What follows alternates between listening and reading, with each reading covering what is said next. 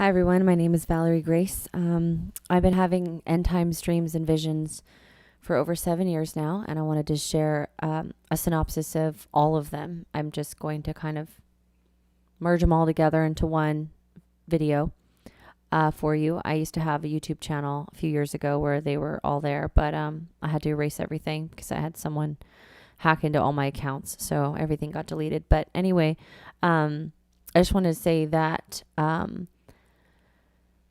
my dreams and visions started before I became a Christian, and that's actually what prompted me to ask if God was personal, because at the time I was a meditator and I believed in enlightenment through meditation, and I had 20 years experience that was the right path for me.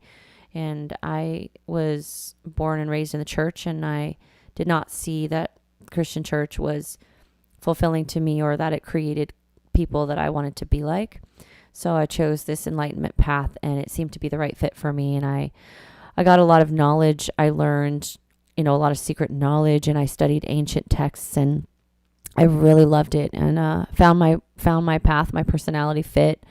And I thought I was doing the right thing by serving God through meditation and teaching others about enlightenment. And I really believed I was on the right path, and that Christ was a guru, but not the way to heaven, but that he just taught us about heaven to find it within ourselves. And I really believed in the New Age philosophy.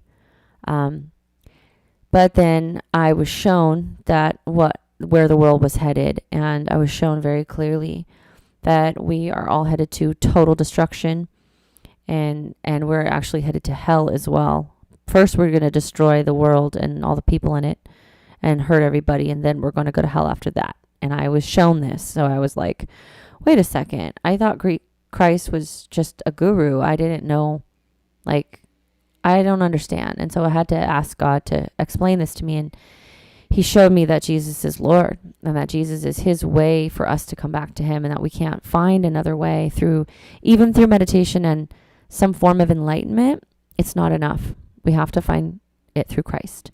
So I was shown that over time, and God clearly showed me that Jesus is Lord, and he showed me that it's written in my heart. I did not know that it was written inside of my heart, but apparently it is, and I found out that it is. I actually found it in my heart. Jesus, or God, made me look in there to where I was actually ripping through the walls in my heart, and it hurt really bad. And I was in pain, physical pain, from searching for the truth, because God told me to search in there. He didn't tell me Jesus is Lord. He made me find out.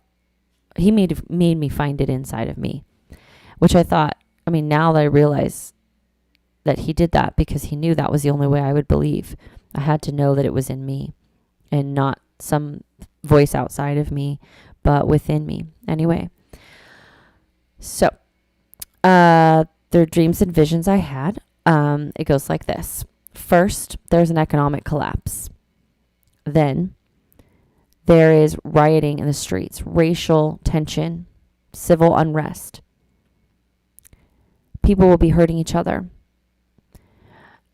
When the economic collapse happens, there will be chaos, as well as, just because of the economy, as well as racial tension. Now, this is all stuff I saw 7 or 8 years ago, before any of the stuff, politics, all the stuff that we're seeing now. First of all, I didn't watch the news. I didn't own a computer or a smartphone. So I did not research online back then. I had no knowledge of political anything. So I did not know what I was seeing. But I saw clearly the economy collapse. The dollar become worth very little. That we were basically more like in a Great Depression, like worse than the Great Depression. And then racial tension escalated, and civil unrest happened to the point where we had to have martial law, and the Chinese and the Russian military came to the streets and started enforcing all these rules. We had people being taken from their homes and killed, or taken to jail or facilities for not listening to the rules. And I did not know what those rules would be. Then later I had more dreams and visions that forced vaccinations would be the norm, that everybody would have to be vaccinated. And some people would not want to, and they would be taken away or killed for that. And I saw that after the forced vaccinations, after the civil unrest, after the economic collapse, after all that started, then we had a plague, a really bad plague. Not like a COVID thing, but like it was called the bubonic plague, is what I heard. Or the black plague. I heard that as well. And I did not know what the bubonic or the black plague was because I didn't remember. I knew we'd had it in our history, but I didn't remember what it was. So I kept hearing that and I was like, wow. And then people were all dying, like huge amounts of people were dying from this plague. And people were being forced vaccinated alongside this plague at the same time. Like they were just rounding everybody up and saying, hey, there's a really bad plague. You have to get vaccinated.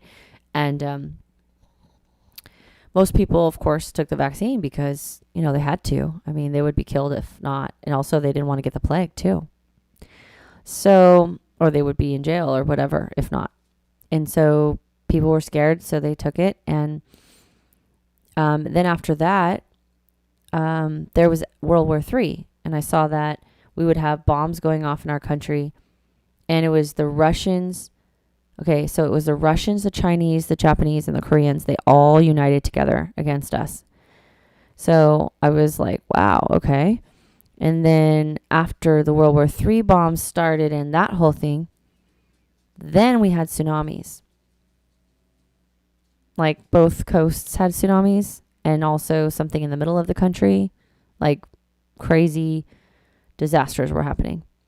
So I saw all that, and then after that, everybody's separated from each other. And women and men are separated from each other, families separated from each other, children separated from families. They used the plague as the excuse. And everyone was separated from each other. It was really sad. And schools were used as hospitals. And people were all dying in the schools, and they had different rooms set up for people who were dying from the plague and people who hadn't gotten it yet or whatever. They were all separated. And then after all that, or during that time, there were people that were acting like they were Jesus. They were walking the earth and doing miracles, healing the sick. And they had this like powerful love vibration coming off of them. There was a couple different guys I saw, but one in particular I kept seeing. I saw him many times in my dreams. And they had this loving vibration, this very like loving, heartfelt, powerful energy that came off of them. So powerful that you would never know they were evil. There's no way to know because it feels like love. And they were healing people. And they were teaching love, and they were teaching acceptance, and they were teaching forgiveness, and they were teaching meditation. And it was like a one world religion. And I know now that it will be part of the Catholic religion will be part of this, will start this, or be part of it. But I saw like just people in huge groups of people. Again, everybody's segregated. Women and men are separated, and the women are just like, I'm in this tent with all these women, and they're worshiping this guy, practically this guru guy who's like doing all this healings, and he's giving like a talk, like a sermon on love, and everyone's just like, oh, they're like mesmerized by him, like, oh, he's so right, thank you for helping us, thank you. In my dreams and visions, everybody is so distraught from losing everything and being starving and scared. They need comfort so desperately that they're willing to take this fake guru, this fake Christ-like person for their comfort. And people all over are doing this. And I can see that this person is demonic, but no one else can see it. And I'm begging my friends, like, listen to me. This is a demonic person. It will lead you to hell. This is not a real Christ-like being. And in one dream in particular, I remember my friends saying to me, Valerie, we want to thank you for caring for us and trying to wake us up, but we just want to let you know that we don't want to be woken up. We're too scared. We want to believe that this guy is good so that we don't have to be scared of dying or being tortured or whatever, or starving to death or being left or abandoned. We're so scared that we just want to believe whatever we can to feel comforted. So please don't bother trying to wake us up, because we won't. And they told me that in the dream. And then they went back into their like weird superficial like state of mind right after that, where they didn't even know the truth, that they didn't even realize they didn't want the truth. But like for a moment they told me the truth, which is we don't want the truth. It was so strange. And what I learned from all those dreams, and I think I already said the tsunamis would be coming, but yeah, the tsunamis are coming at that point too, and all the other natural disasters too. But I think what I learned from my dreams is that people don't want to wake up because they're too scared, and they're really into the physical world and their flesh and comfort. And I'm guilty of focusing on survival and comfort and fleshly, worldly needs, and not putting God first as well. So I'm not judging them. But in my dreams and visions, the vast majority of the world is running in fear, in terror to survive. And nobody cares about God. Most people don't care. And most people just care about their flesh and comfort and survival. And you try to wake people up and they'll kill you. And in my dreams and visions, they hated Christians. Everybody hated Christians. Christians were intolerant of certain things. And in the New World religion, Christians are seen as evil because they don't love and accept everyone. And that is what I see happening already. So now I know what those visions were about. And it makes me so sad to see all of these dreams and visions I had years ago are starting to bloom. You can see the birth of these things happening now. And I was hoping that I was crazy and that all my dreams and visions were just, I was hoping it was nothing. Or I was hoping it would be like 30 years from now and I would have time. But it's going to start now, right now. God's showing me that we don't have any more time. What God's showing me is that He's telling me, every day that you think you have another time, another day, you have another hour, you have a bit more time to waste on thinking of yourself or survival or just thinking of something besides me. That's another person that you could have prayed for. That's a chunk of time you spent being in your head or in survival or focusing on something other than what I asked you to. That's that bit of time that you could have spent praying for someone who needed your prayers, who needed me to intervene in their life. They needed your prayers. They needed you to witness to them. Or I needed you to be close to me in that time. I needed you to pray and worship me and get close to me so you could hear my voice. And instead, you're doing things just to please your own flesh or to survive or to, have control over things, or like you're doing things that may not be, quote, a sin on the outside. They're not sinful necessarily, but you're wasting time. You're wasting the people's time that need your prayers. You're wasting my time when I need those people with me in heaven. I want them. I want to be close to them, and you could help that situation by praying for them and witnessing to them. But instead, you're so obsessed with all these other things you think you have to do. If I want you to go and do a bunch of things for survival, I will tell you. That's what God's telling me. If I want you to do something, I will tell you. When you go just off in your own head and think you know how to do everything, you're missing me. You're missing my voice. You're missing what I have for you, the fulfillment I have for you. And people are going to die and go to hell because of that, because of your disobedience and your neglect of your relationship with me. God is showing me that our time is up and that every single minute, every hour of every day is another hour that we could be serving God. And instead, we're forgetting about God or running around like chickens with our heads cut off, trying to get our needs met or survive or whatever. And God is making it really clear. Every single hour that you waste thinking you're doing the right thing, but not bothering to ask me, not bothering to get close to me, that's another person that is not going to get your prayers. It's not going to get what they need from me because you're not praying for them. You're not witnessing to them. You're off in your head. And God is showing me that every single second, every hour is worth thousands of hours because we're so close to the end. He's showing me that it's extremely precious now. Time is so precious. And every minute counts.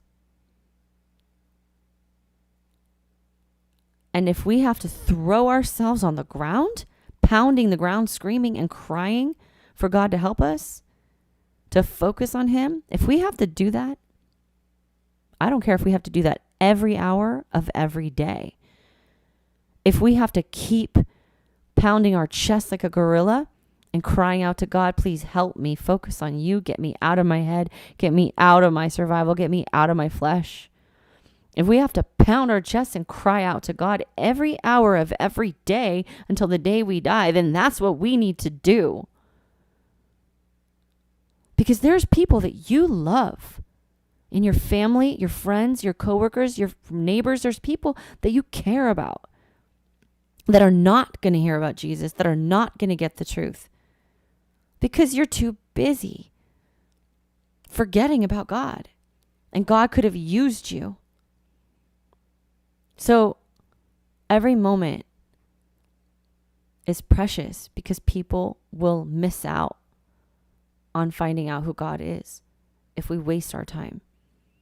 And we cannot. There is not enough time to pray for all the people in the world. There's not enough time.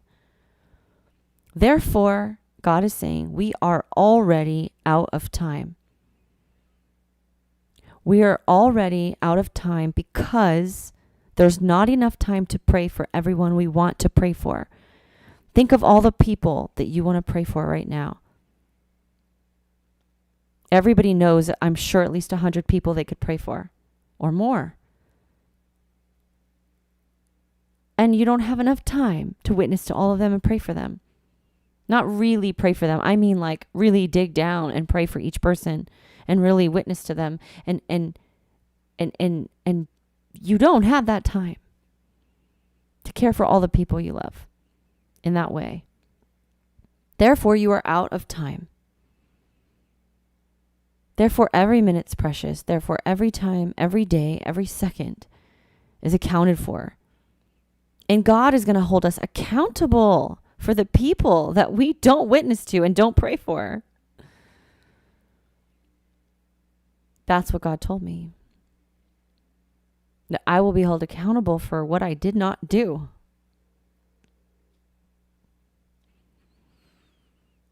So we are out of time, you guys. Whether we have a week or a year or 10 years, it doesn't matter. There's not enough time to bring others to Christ, to bring all the ones we love to Christ, or all the ones we run across, people that we see every day.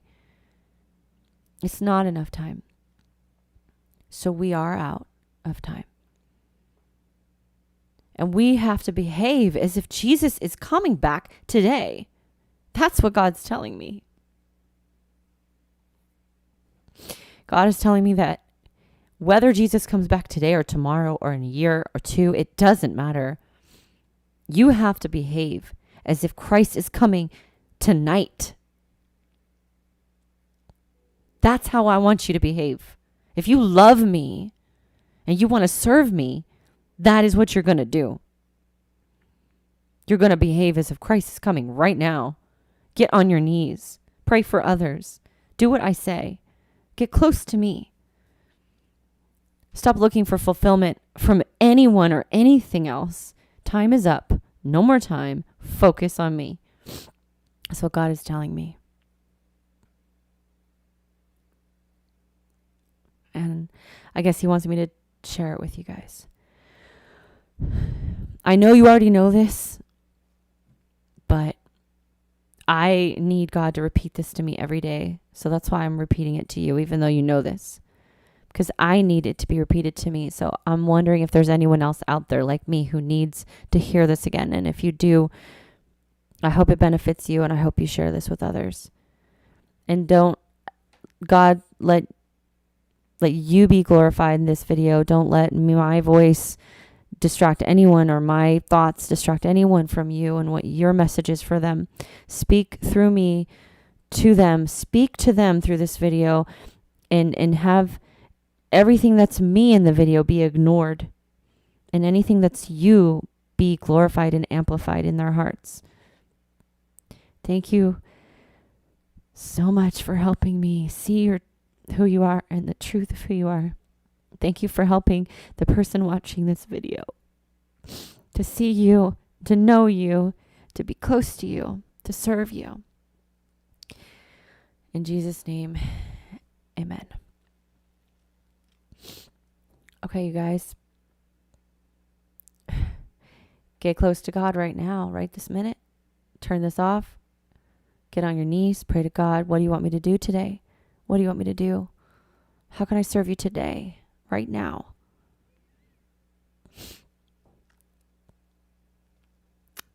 I love you. God loves you. Talk to you soon.